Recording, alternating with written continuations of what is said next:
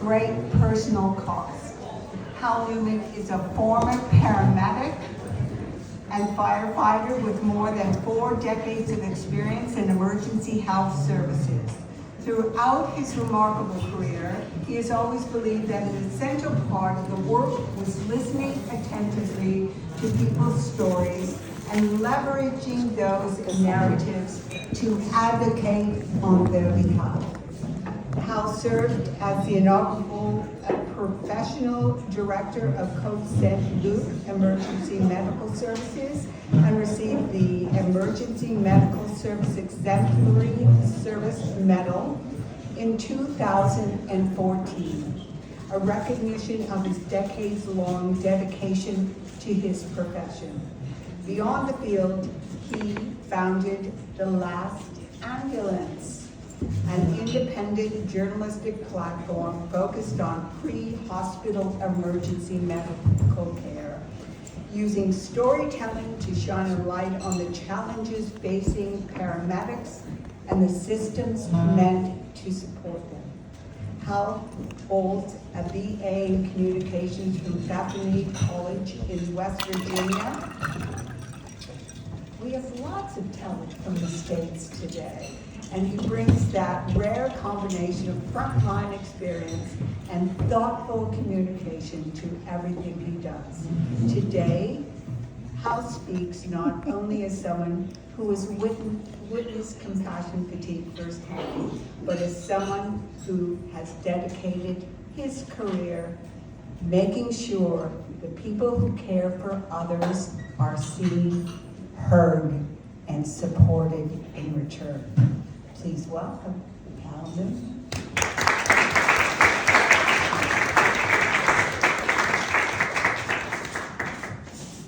Good morning, and thanks for the privilege of speaking with you all. Good morning. I didn't expect to end up in a confession booth, but that's exactly what this became. And I say that as someone who's lived this work from the front line, not just as a paramedic, but now in a very different way, still inside it. Let me explain how I got there. I run The Last Ambulance.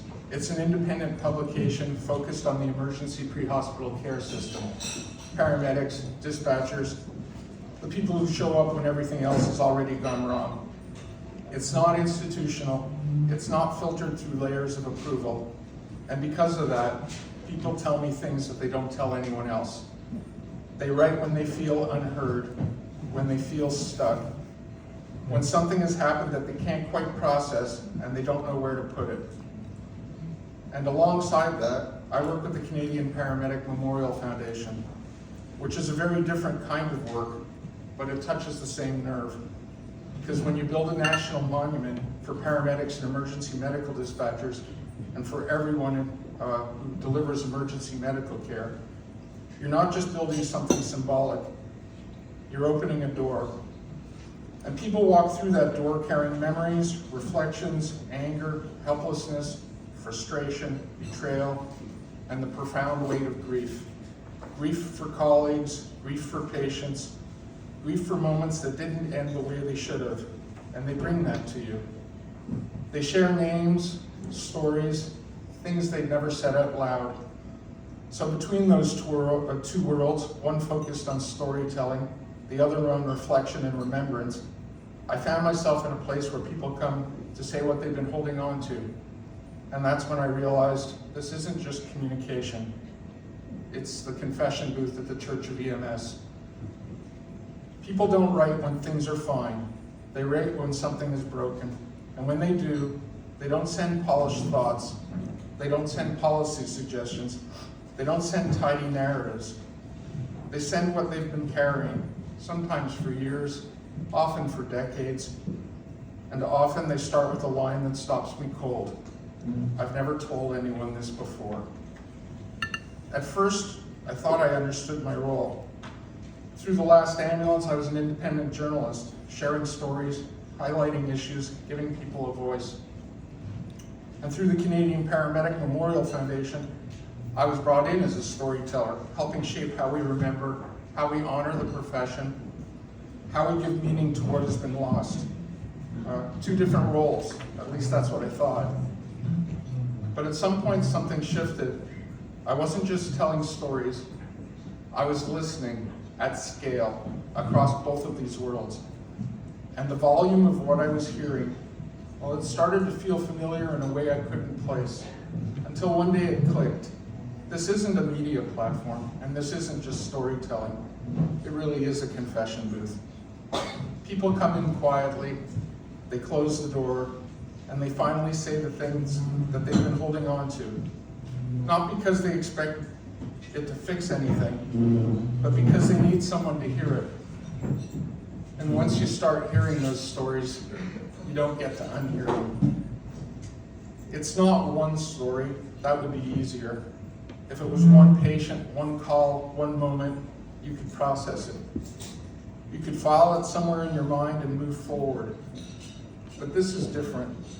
It's hundreds of stories. And over time, they start to sound the same in ways that should scare us. Not identical, but connected. Threads of exhaustion, of moral injury, of people trying to do the right thing inside systems that don't always make that possible. And what strikes me most is not just what people say, it's how they say it. There's a kind of quiet in these messages, not calm, not peace, resignation. People who have stopped expecting to be heard and finally speaking anyway. And trusting that maybe, just maybe, this time, someone will listen. But here's the part we don't talk about enough. Listening like this leaves a mark. We talk about compassion fatigue as something that happens on the front lines, at the bedside, in the field, and that's absolutely true. But there's another version of it. It happens when you become the place where people bring what they can't carry anymore. When you say, tell me, and they do. And you actually listen. You don't redirect, you don't sanitize, you don't turn it into something more comfortable. You let it land. And when you do, over and over again, it changes you. It has changed me. I'll be honest with you, this process has left me with scars. Not visible ones, but real ones. There are stories I carry now that don't belong to me, but they're with me anyway. There are moments that show up when I don't expect them.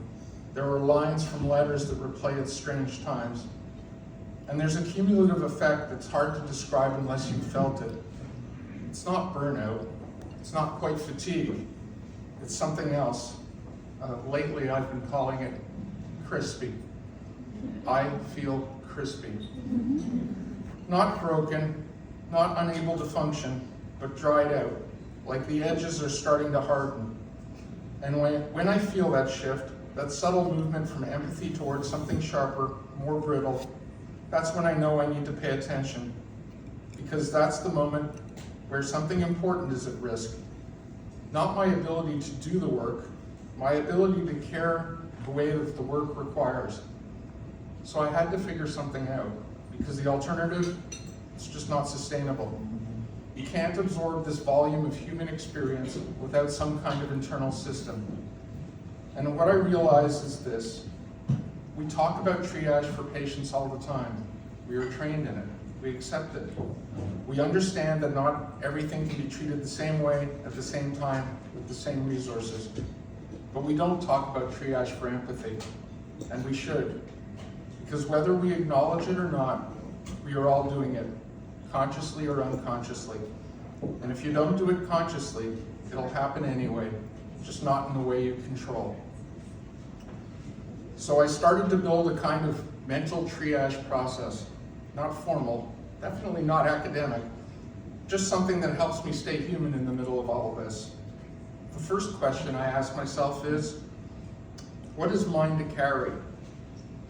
Not every story can live in the same level inside you. If everything is equally heavy, you collapse. So I've had to accept that some things I can hold closely, and some things I have to hold more lightly. Not because they don't matter, but because I have limits. It's not indifference, it's capacity.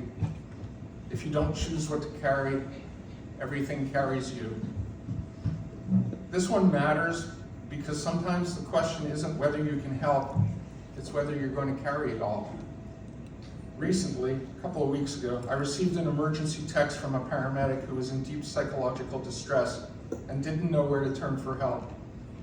He was afraid his colleagues would find out, afraid his employer would find out. So instead of reaching out locally, he went looking for help in another region of the country, somewhere no one would know him. The problem was he didn't know what the resources were there. He was in crisis, he knew it, and I knew it too. That's not something you file away for later. That's not something you say, I'll come back to this when I have more time. Bearing witness wasn't enough. So I did what I used to.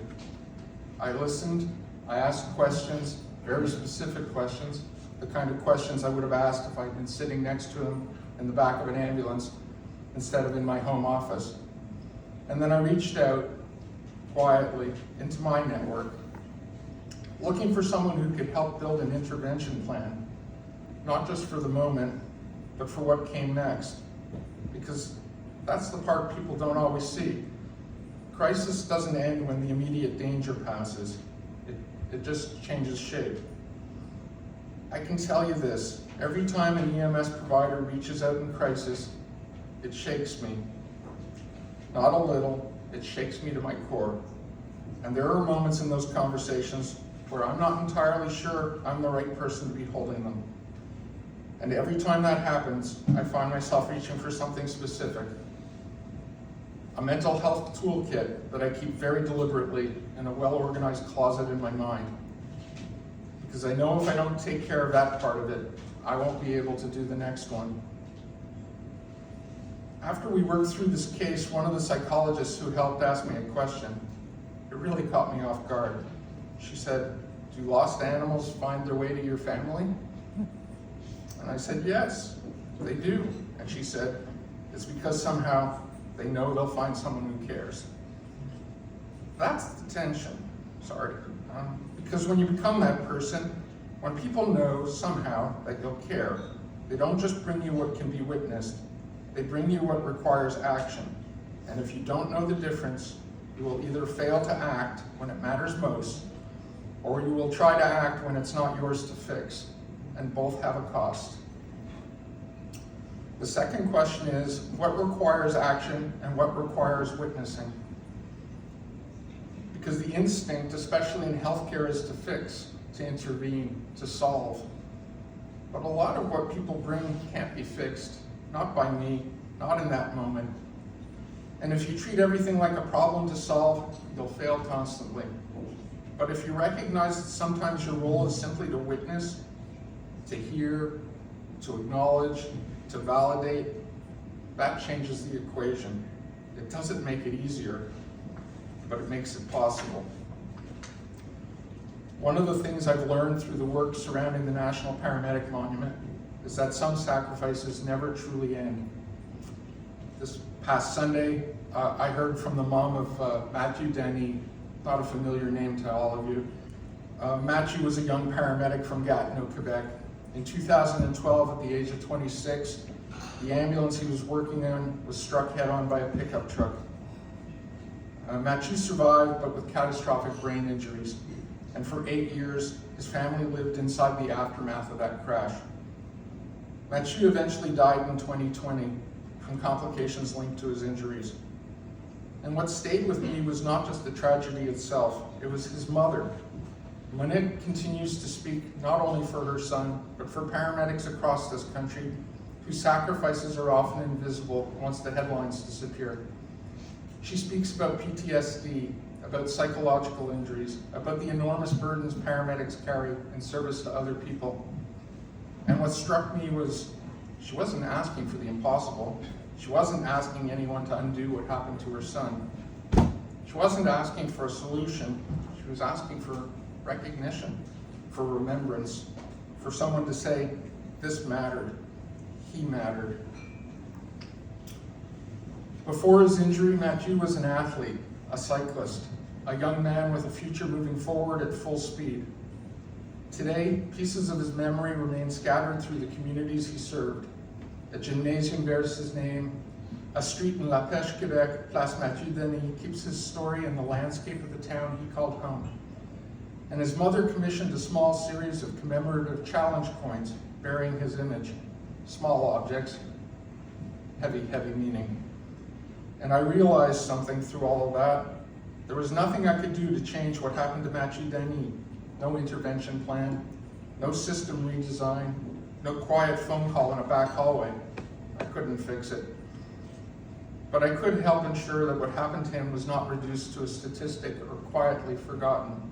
And sometimes that's the action. Sometimes witnessing something fully, refusing to let it disappear, is its own form of care. What requires action and what requires witnessing. Because not everything broken can be repaired, but people still need to know that what they carried mattered.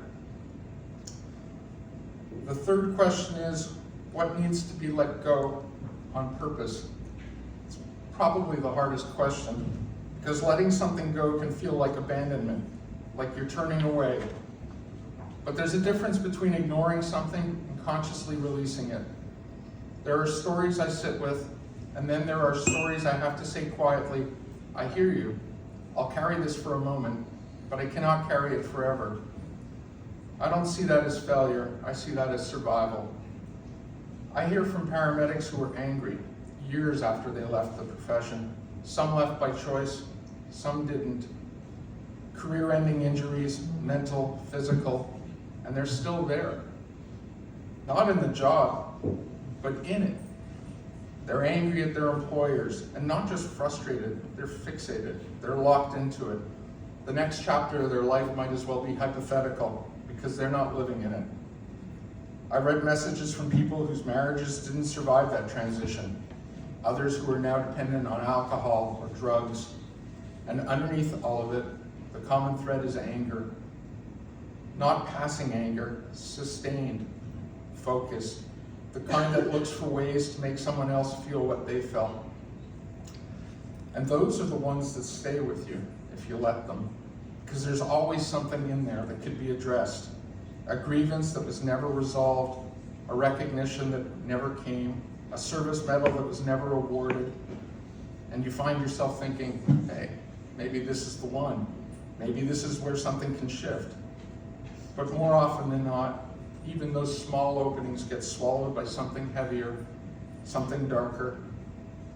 And at some point I had to recognize something I didn't like. I can listen, and if I'm honest, there are moments where I can feel that anger trying to pull me in. I can hold space, but I can't carry that. So now I do something very deliberate. I hold on to it for a while. I picture it like a duffel bag. I can grab a strap, walk with them for a bit, let them unload what they need to say, but at some point I let go of the strap because it's their bag. And they're going to move forward with it or not. But I don't get to decide that. Because if you don't do that deliberately, you start carrying things that were never yours to carry. The last question I ask myself is, where am I right now? Am I open or am I starting to close? And I've learned something about that question. I'm not always the best person to answer it. So I've built something around me. I have a few close confidants outside of my family that I check in with every single morning. They know what my days look like. They know what's coming into my inbox. They know the tone, the volume, the unpredictability of it all. One of them has even volunteered to be what we call an email buddy, which means when there's a spike in hate messages, because get those too, they read it first, so I don't have to absorb the worst of it directly. Human triage for email. And each of these people knows me well enough to do something I can't always do for myself. They can look at me or listen to me and tell me the truth. Not gently, definitely not diplomatically, just clearly, hey Al, you're getting crispy. And when that happens, they don't give me a framework. They tell me to pause, go for a walk, step away, Put something else in my head, music, silence, anything that interrupts the pattern. And I listen because I've learned something the hard way. If I wait until I can feel it clearly myself, I've already gone too far. Where am I right now? Not where I think I am, not where I'd like to be, where I actually am. And sometimes the only way to answer that honestly is to let someone else tell you. So I pay attention, and when I feel that word, crispy, start to apply, I intervene. Not with a protocol, with something very simple. I leave, literally. I change my environment. I step out of the loop. Because sometimes the only way to reset your perspective is to physically remove yourself from what's shaping it. It's not dramatic, it's not complicated, but it works.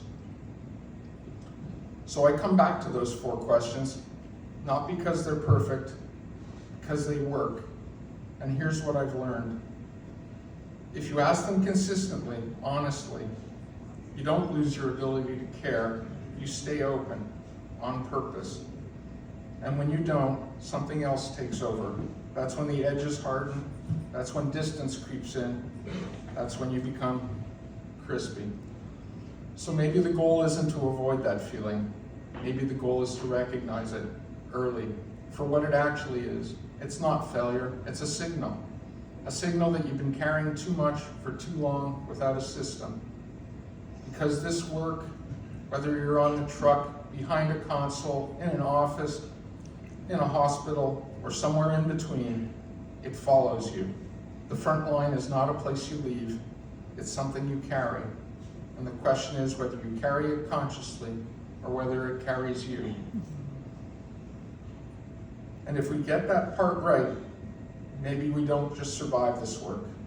Maybe we stay in it fully, with intention, and not crispy. Thank you.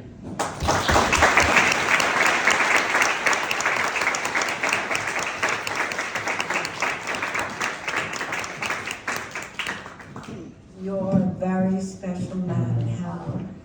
You know, he's donated his reimbursement for being, his compensation for being here today to the Canadian Paramedic Memorial Foundation. I think that's pretty impressive. And